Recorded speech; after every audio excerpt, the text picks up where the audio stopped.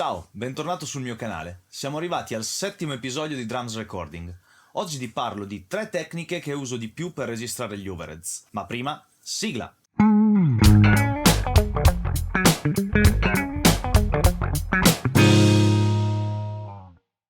Quando parliamo di overheads, che abbreverò sempre con OH, intendiamo i cosiddetti microfoni panoramici. In realtà dire microfoni panoramici non ha senso, perché non sono propriamente una tipologia di microfono. Diciamo che sarebbe più corretto dire microfoni in posizione di ripresa panoramica. A parte questa forse inutile premessa, come overheads intendiamo un set di microfoni usati per riprendere un campo sonoro diffuso sopra una sorgente. Capirai che quindi gli overheads sono comunemente usati per catturare il suono dei piatti della batteria. In realtà, però, a me personalmente piace pensare che la gran parte del suono del kit della batteria venga da questi microfoni. Ovviamente c'è caso e caso, ma nel mio workflow seguo in modo particolarmente attento il posizionamento degli overheads. Fondamentalmente, per me, quando si piazzano questi microfoni, che solitamente si usano in coppia, li mettiamo nel posto dove si ottiene la massima rappresentazione del kit della batteria. Quindi capirai che, senza entrare troppo nel dettaglio, si parlerà anche di stereofonia. I microfoni più adatti per questo compito sono microfoni solitamente a condensatore, anche se in un episodio bonus ti farò sentire anche i microfoni a nastro. In questo periodo sto preferendo i microfoni a diaframma stretto, anche se delle volte non disdegno dei microfoni a diaframma largo, per intenderci quelli delle voci. Non sono fissato con i matched pair, ossia le coppie di microfoni che sono state testate per avere delle capsule praticamente con la stessa risposta, delle capsule identiche, però ti consiglio di utilizzare almeno lo stesso modello di microfono, a meno che non vuoi che una parte del kit suoni diversa dall'altra. Per questi esempi ho deciso di utilizzare dei microfoni abbordabili, di cui ti parlerò di nuovo in futuro, ossia i Line Audio CM4. Le tecniche che ti vorrei mostrare oggi sono 3. La prima è quella di microfonazione stereofonica a capsule coincidenti, chiamata XY. Io personalmente negli anni ho rivalutato tantissimo questa tecnica, soprattutto nei generi dove ho bisogno di avere una rappresentazione del kit senza troppi problemi di fase. Come puoi notare dalle foto e dai video, mi piace dividere il kit in obliquo, con una linea immaginaria centrale che passa per il rullante. In questo modo posso assicurarmi che il rullante sia sempre al centro della mia registrazione. Di solito posiziono l'overhead sopra il kit, perpendicolare al rullante, proprio sopra di esso. Si utilizzeranno 2 microfoni a condensatore cardioidi che avranno le capsule coincidenti, formando un angolo a 90 gradi. Questo ti permetterà di posizionare il microfono che guarda il lato sinistro del kit completamente a sinistra. Viceversa, a destra il microfono che guarda il lato destro del kit.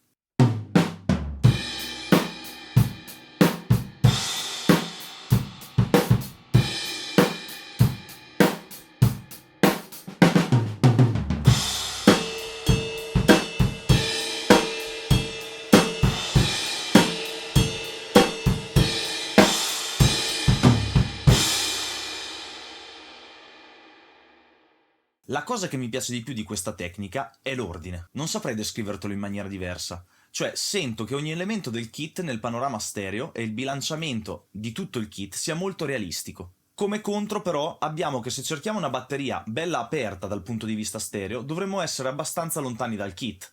E è una cosa che non è molto possibile se sei in home recording studio oppure se hai un soffitto della stanza basso come il mio. La seconda tecnica che ti mostro oggi si chiama ORTF. È una configurazione stereofonica che deriva dalla televisione francese. Prevede che le 2 capsule dei microfoni siano distanti 17 cm e con un angolo di 110 gradi. È veramente una delle mie tecniche preferite. Pensa che la Schoeps ha creato un microfono perennemente posizionato su questa tecnica. Te lo mostro in foto. Se pensi all'angolo e alla distanza, potrebbe ricordarti una cosa che conosci molto ma molto bene.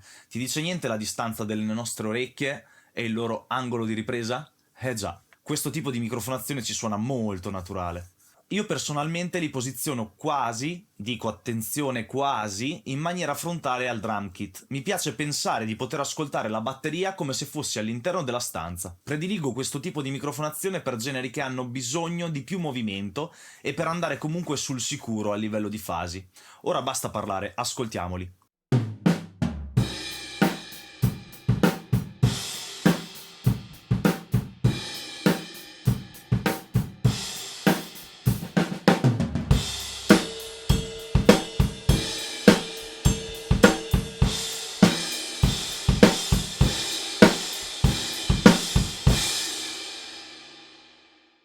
Per me i pro di questo tipo di microfonazione sono una spazialità più realistica e simile a quella che ci danno le nostre orecchie, perché le capsule lontane, oltre alla differenza di intensità dalla sorgente, sfruttano anche la differenza di tempo e dunque di fase, e la posizione del kit nello spazio ci suona dunque più naturale. I contro sono che, utilizzata molto vicino al kit, potrebbe dare un effetto di vuoto al centro del panorama stereo e essere dannosa se vogliamo un rullante e una cassa parecchio a fuoco. In descrizione vi metto il link di un microfono RTF di Superlux che costa un trentesimo del cornetto Schoeps, ma che secondo me suona superbamente per quello che costa. Come terzo tipo di tecnica di ripresa che uso spesso per gli overhead ti mostro quella dei microfoni spaziati, ossia senza troppa teoria, posiziono due microfoni anche molto lontano tra di loro e li pampotto uno a sinistra e uno a destra. Sì, ho detto pampotto, molto volgarmente, ma avete capito cosa intendo. Ho rivalutato nel tempo molto questa tecnica, perché avendo una sala ripresa non enorme, anche se si aggira sui 30 metri quadri, mi permette, rimanendo vicino al kit, di avere una forte spazializzazione. Diciamo che in questo caso non cerco di ricreare un'immagine stereo troppo veritiera, ma di avere ben divisa la zona col crash e hi-hat dalla zona col ride e il secondo crash, per godere appieno dell'effetto left e right ad ogni colpo di piatto. Potremmo chiamare questa tecnica AB, ma non è propriamente una tecnica B, in quanto questa prevederebbe due microfoni omnidirezionali. Io personalmente ti consiglio questo metodo di ripresa se devi registrare una batteria rock o una batteria pop. Ora ascoltiamola.